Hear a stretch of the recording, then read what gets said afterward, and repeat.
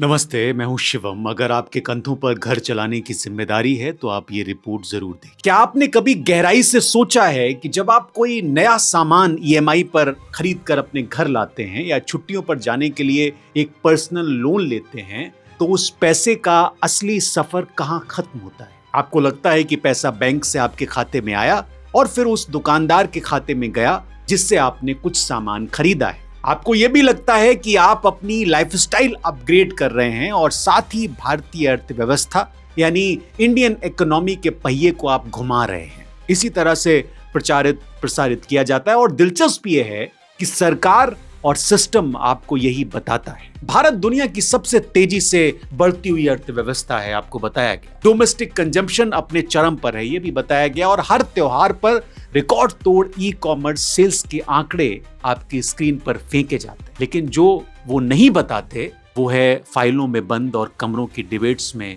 जो बातें होती हैं वो। ये एक ऐसा डार्क डेटा है जो चीख चीख कर कह रहा है कि हम एक टाइम बम पर बैठे हो। कुछ चुनिंदा अखबार, कुछ पत्रकार खुद को खपा कर ये डेटा निकालते हैं और जब देश रीलों में मस्त होता है तो ये जो रिपोर्टें हैं ये पत्रकार गुमनामी में कहीं दम तोड़ देते हैं। आज हम सिर्फ घरेलू कर्ज की थ्योरी आपको नहीं बताएंगे। आज मैं अपनी रिपोर्ट में आपको ये साबित करके दिखाऊंगा कि कैसे आपका लिया गया पैसा, पर्सनल लोन, क्रेडिट कार्ड का बिल और सरकार के दिखाए गए सपने भारत के भीतर नौकरियां पैदा करने की बजाय वियतनाम, दक्षिण कोरिया और जापान में फैक्ट्रियों को फ्यूल दे रहे हैं। इस रिपोर्ट के आखिर तक मैं एक ऐसा इंटरनेशनल ट्रेड सेंटर का डेटा अनब्लॉक करूंगा आपके लिए जो ये साबित करेगा कि कैसे फ्री ट्रेड एग्रीमेंट का चक्रव्यूह रचा गया है, जिसमें भारतीय मिडिल क्लास को उधार की जिंदगी जीने के लिए प्रोग्राम किया गया। और ये कोई संयोग नहीं है, ये एक इंस्टीट्यूशनल वेल्थ ट्रांसफर है। इस पूरी कहानी की जड़ें आज से करीब एक दशक पहले लिए गए उन नीतिगत फैसलों में दबी हैं जिन्हें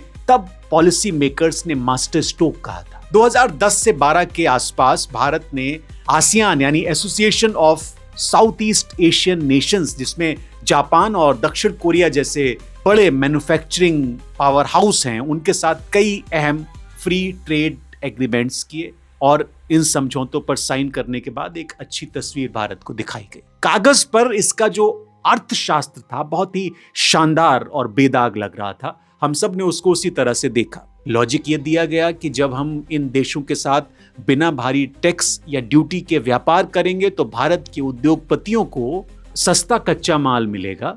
हम उस सस्ते कच्चे माल और कल पुर्जों को मंगाएंगे, अपनी फैक्ट्रियों में उसे फाइनल प्रोडक्ट में बदलेंगे और फिर पूरी दुनिया को हम वो प्रोडक्ट एक्सपोर्ट करेंगे। अर्थशास्त्र की तकनीकी भाषा में इसको ग्लोबल वैल्यू चेन यानी जीवीसी इंटीग्रेशन कहते हैं। एक ऐसा सपना जहां भारत दुनिया का अगला फैक्ट्री फ्लोर बनने वाला था। अच्छा सपना था ये, लेकिन क्या ऐसा हुआ? क्या भारत सच में दुनिया का मैन्युफैक्चरिंग हब बना या हम एक बहुत बड़े इल्यूजन का शिकार हो गए? यहीं से आपको जो मेन स्ट्रीम नैरेटिव है और जो ग्राउंड रियलिटी है इसके बीच का एक खौफनाक अंतर समझना होगा। ज्यादातर इकोनॉमिक एनालिस्ट या तो सिर्फ बैंकिंग सेक्टर का डेटा पढ़ते हैं या फिर सिर्फ ट्रेड घाटे का डेटा पढ़ते हैं, लेकिन असली साजिश इन दोनों के क्रॉस सेक्शन में छिपी हुई है। सच्चाई यह है कि इन एफटीएज ने भारत को ग्लोबल सप्लाई चेन का उत्पादक यानी प्रोड्यूसर नहीं बल्कि एक डंपिंग ग्राउंड, एक परमानेंट कंज्यूमर बना दिया। इस अंधाधुंध आयातित खपत को फ्यूल करने के लिए जिस हथियार का इस्तेमाल किया गया वो था भारत के आम नागरिकों का क्रेडिट स्कोर। अब इस चार्ट को बहुत ध्यान से आप देखिए। ये सिर्फ एक ग्राफ नहीं है, ये भारत के मिडिल क्लास के दिवालिया होने की क्रोनोलॉजी है। ये chart non housing household debt को देश की जीडीपी के प्रतिशत के रूप में दिखाता है। कर्ज दो तरह के होते हैं, आप लोग जानते हैं। एक वो कर्ज जो घर या कोई संपत्ति बनाने के लिए लेते हैं, मोर्टगेज। एक ऐसा एसेट बदल जाता है वो पैसा जिसकी कीमत समय के साथ बढ़ती है, ये गुड डेट यानी अच्छा कर्ज कहा जाता है। दूसरा होता है non housing debt, credit card, personal loan, consumer durable loan, two wheeler loan और आज की जनरेशन का सबसे बड़ा जाल बाय नाउ पे लेटर। ये वो कर्ज है जो आप उन चीजों के लिए लेते हैं जिनकी कीमत शोरूम से बाहर निकलते ही 30% तक गिर जाती है। ये जो आप ग्राफ देख रहे हैं इसमें एक लाइन है जो रेड कलर की है। ये लाइन वो दिखाती है कि ये भारत की ट्रेजेक्ट्री है। मार्च 2016 के बाद से ये लाइन किस बेरहमी से ऊपर की तरफ भागी है, ये डरावना है। आज हम जीडीपी के 30% से ऊपर जा चुके हैं। अमेरिका, चीन, ब्रिटेन, जर्मनी, इन सभी डेवलप्ड और महाशक्तियों के मुकाबले भारतीय परिवार बिना एसेट बनाए सबसे ज्यादा कर्ज ले रहा है। अब इस पॉइंट पर एक आम दर्शक सोच सकता है कि ठीक है, लोग कर्ज ले रहे हैं, बैंक भारी ब्याज कमा रहे हैं, लोग अपनी मर्जी से चीजें खरीद रहे हैं, इसमें इतनी बड़ी राष्ट्रीय साजिश क्या है, क्या खतरा है इसमें, ये तो होना चाहिए, क्या दिक्कत है इसमें? अगर आप ऐसा सोच रहे हैं तो एक बार फिर से सोचिए। यहीं पर आपको पूरा मैक्रो इकोनॉमिक सिस्टम आपके साथ खेल करता हुआ दिखेगा जब आप गहराई से सोचेंगे। जब आप इस अनसिक्योर्ड लोन से कोई प्रोडक्ट खरीदते हैं, मान लीजिए कि एक 80,000 रुपए का स्मार्टफोन या नई स्मार्ट टीवी या कोई भी मोटरसाइकिल वो आपने खरीदी, वो पैसा भारत की इकोनॉमी में सर्कुलेट नहीं होता, क्योंकि वो प्रोडक्ट, वो मदरबोर्ड, वो डिस्प्ले पैनल भारत में बना ही नहीं। मैक्रो टू माइक्रो इंपैक्ट को आप समझिए। एक आम भारतीय नागरिक बैंक से आईएनआर में लोन लेता है, वो रुपया कंज्यूमर गुड्स खरीदने में खर्च होता है, क्योंकि हमारी जो डोमेस्टिक मैन्युफैक्चरिंग है इन हाई एंड इलेक्ट्रॉनिक और गैजेट और ऑटो कंपोनेंट को नहीं बना रही, तो वही पैसा डॉलर में कन्वर्ट होकर सीधे उन देशों में चला जाता है जहां से वो प्रोडक्ट इंपोर्ट हुआ है। आप अपनी आने वाली 2 साल की ईएमआई को बैंक के पास गिरवी रखकर आज साउथ कोरिया, जापान या वियतनाम की एक फैक्ट्री वर्कर की सैलरी फंड कर रहे हैं, और आपका व्यक्तिगत कर्ज सीधे तौर पर भारत का राष्ट्रीय व्यापार घाटा, जिसको अंग्रेजी में ट्रेड डिफिसिट कहते हैं, वो बन रहा है। अब मैं आपको एक और डेटा दिखाता हूं जो सरकार के मेक इन इंडिया दावों के समानांतर एक बड़ा ही कड़वा सच पेश करता है। ये इंटरनेशनल ट्रेड सेंटर का ट्रेड मैप डेटा है। तो पहले बात करते हैं उस पैसे की जो देश से बाहर जा रहा है। एक ये डेटा देखिए, पहली टेबल का, जो आसियान के साथ हमारा ट्रेड बैलेंस 2012 में जब से एफटीए नीतियां अपनी शुरुआती दौर में थी, तब हम करीब $10.44 बिलियन के घाटे में थे। लेकिन 2025 के जो अनुमानित आंकड़े इसमें दिखाए गए हैं, ये घाटा 5 गुना से ज्यादा बढ़कर खतरनाक -51.23 बिलियन डॉलर हो चुका है। दक्षिण कोरिया के साथ हमारा घाटा 9.6 बिलियन डॉलर से बढ़कर 15 बिलियन डॉलर हो गया। सिंगापुर, जिसके साथ 2012 में हम +5.76 बिलियन डॉलर के फायदे में, सरप्लस में थे, आज हम -12.97 बिलियन डॉलर के भारी घाटे में। इन सारे डेटा को आप इनकार नहीं कर सकते, ये सरकार के डेटा है,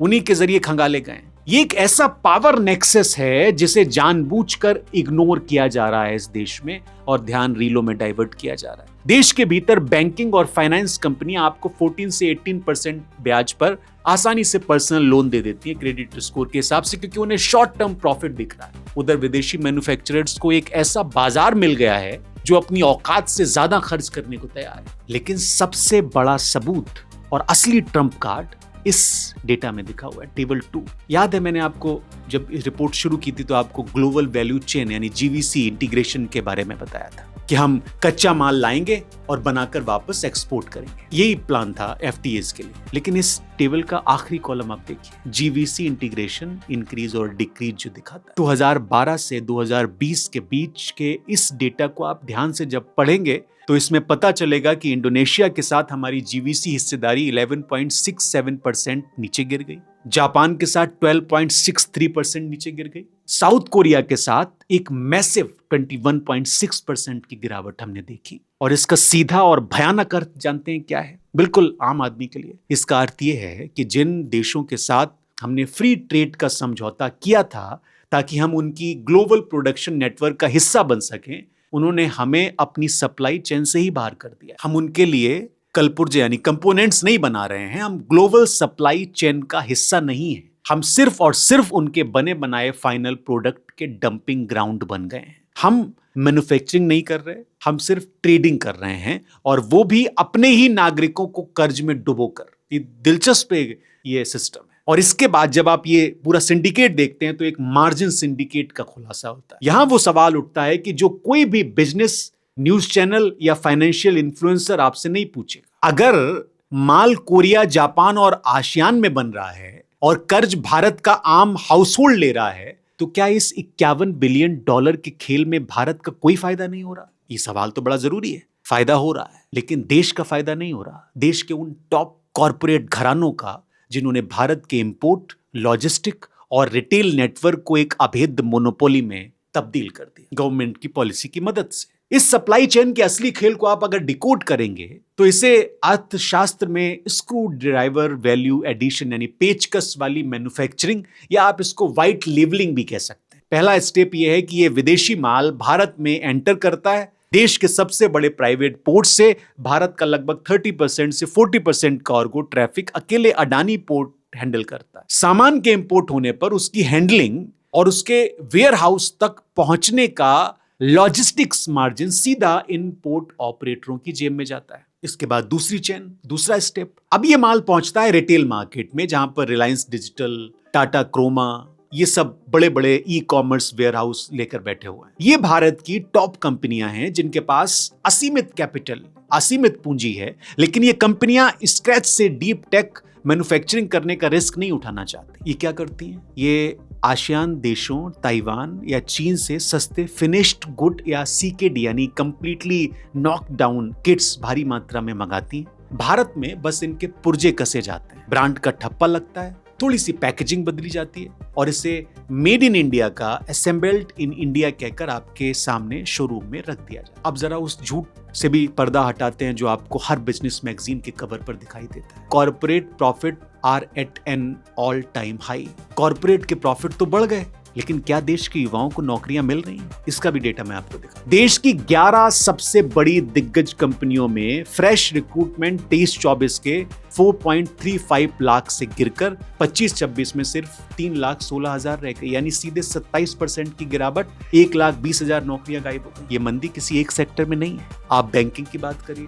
आप टेक्नोलॉजी की बात करिए, टेलीकॉम, स्टील, इंफ्रास्ट्रक्चर, 11 में से 9 प्रमुख सेक्टर में हायरिंग ठप। रिलायंस जैसी बड़ी कंपनी की हायरिंग जो है 1,70,000 से घटकर 1 लाख पर आ गई। एचडीएफसी बैंक की रिक्रूटमेंट 89,000 से गिरकर 46,000 पर आ गई। तो सवाल ये है कि आखिर ये नौकरियां जा कहां रही हैं? इसे अर्थशास्त्र में कहते हैं जॉब लाइट इकोनॉमी ग्रोथ। एक ऐसी अर्थव्यवस्था जहां कंपनियों का मुनाफा और उनकी प्रोडक्टिविटी तो बढ़ती है, लेकिन रोजगार नहीं बढ़ता। एआई, ऑटोमेशन, कॉस्ट कटिंग और आउटसोर्सिंग के दम पर ये बड़ी कॉर्पोरेट कंपनियां बिना नया स्टाफ बनाए अपना व्यापार बढ़ाती हैं। ऐसे ही तो 2016 और 2026 में जब आप अडानी का नंबर देखेंगे कमाई का, तो आप चौंक जाएंगे। आप खुद गूगल कर सकते हैं। और इसका सबसे खौफनाक असर पड़ रहा है हमारी जेनजी पर। वो इस एक ऐसे एक्सपीरियंस पैराडॉक्स में फंस चुके हैं, जो अभी इतना आंदोलन हुआ, ये सब हुआ, जहां एंट्री लेवल जॉब्स तेजी से सिमट रही हैं, लेकिन कंपनियों को डे 1 से एक्सपीरियंस्ड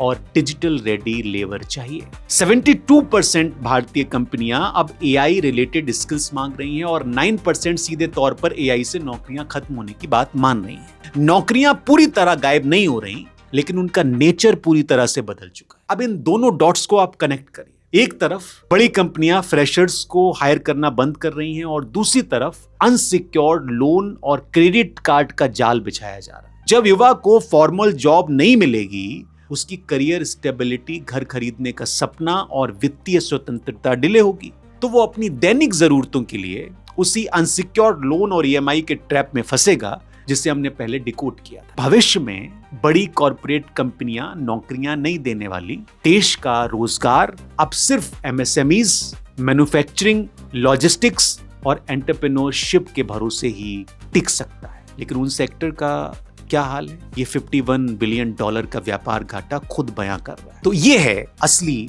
मिडिलमैन सिंडिकेट। लेकिन बात यही खत्म नहीं होती। असल मैन्युफैक्चरिंग विदेशी फैक्ट्री में हुई, असली कीमत आपने चुकाई, वो भी 16% ब्याज वाले पर्सनल लोन और प्राइवेट फाइनेंस कंपनियों की ईएमआई पर। लेकिन बीच का वो मोटा रिटेल और डिस्ट्रीब्यूशन मार्जिन देश की इन टॉप अरबपतियों के खाते में चला गया। और फॉर्च्यून की रिपोर्ट आ गई कि नंबर 1 अमीरी में। उन्होंने कोई नई ग्लोबल टेक्नोलॉजी नहीं बनाई, उन्होंने कोई बड़ा इनोवेशन नहीं किया, उन्होंने कोई डीप सप्लाई चेन नहीं खड़ी की। उन्होंने सिर्फ विदेशी माल और कर्ज में डूबे भारतीय नागरिकों के बीच एक शानदार टोल प्लाजा बना दिया। टोल प्लाजा तो आप जानते ही होंगे, आपका कर्ज, विदेशी फैक्ट्रियों का प्रॉफिट और बीच में बैठे इन मुनाफाखोरों का फिक्स्ड मार्जिन। आप एक नागरिक नहीं हैं, आप इन कॉर्पोरेट्स के लिए सिर्फ एक डेटा पॉइंट हैं जो हर महीने अपनी ईएमआई भरता है ताकि उनके क्वार्टरली प्रॉफिट जो हैं वो आसमान पर छूते रहें। आसियान, जापान और साउथ कोरिया के कुल इंपोर्ट बास्केट में भारत की हिस्सेदारी,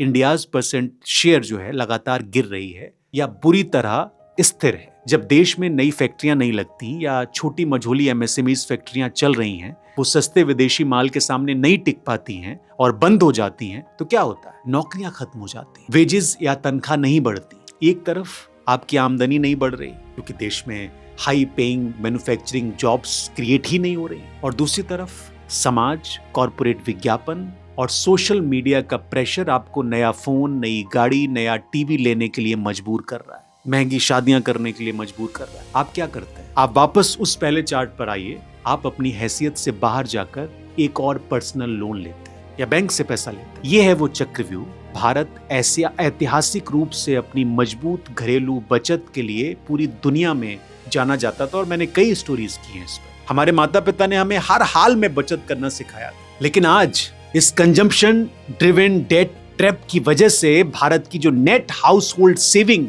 दशकों से सबसे निचले स्तर पर आ गई है। इस पर कोई बात नहीं कर रहा, रीलें बन रही है। विदेशी इकोनॉमी मजबूत हो रही है, टॉप 5 कॉर्पोरेट का मार्जिन बढ़ रहा है, भारतीय बैंक शॉर्ट टर्म में भारी मुनाफा छाप रहे हैं, और आम नागरिक धीरे धीरे एक मॉडर्न डे आर्थिक गुलामी, जिसको अंग्रेजी में इकोनॉमिक स्लेवरी कहते हैं, उसकी ओर बढ़ रहा है। जब तक आप बिना सोचे समझे लोन लेकर विदेशी माल खरीदते रहेंगे, ये 51 बिलियन डॉलर का ट्रेड घाटा बढ़ता रहेगा और आपके शहर की लोकल फैक्ट्रियां बंद होती रहेंगी। आप कुछ नहीं कर सकते। अगली बार जब आप ईएमआई पर कोई गैजेट या लाइफस्टाइल प्रोडक्ट खरीदने जाएं, तो खुद से सिर्फ एक सवाल आप पूछ, क्या ये मेरी नेटवर्थ को बढ़ा रहा है या सिर्फ मेरी फ्यूचर इनकम को गिरवी रख रहा है? अनसिक्योर्ड लोन के इस जहर से खुद को आप बाहर निकालें। दूसरा, आप संस्थागत स्तर पर हमें जवाबदेही तय करनी होगी। अपने स्थानीय जनप्रतिनिधियों से पूछना होगा, एमपी एमएलए से, मंत्रियों से पूछिए कि उनके इलाके में पिछले 5 सालों में कितनी नई मैन्युफैक्चरिंग यूनिट लगी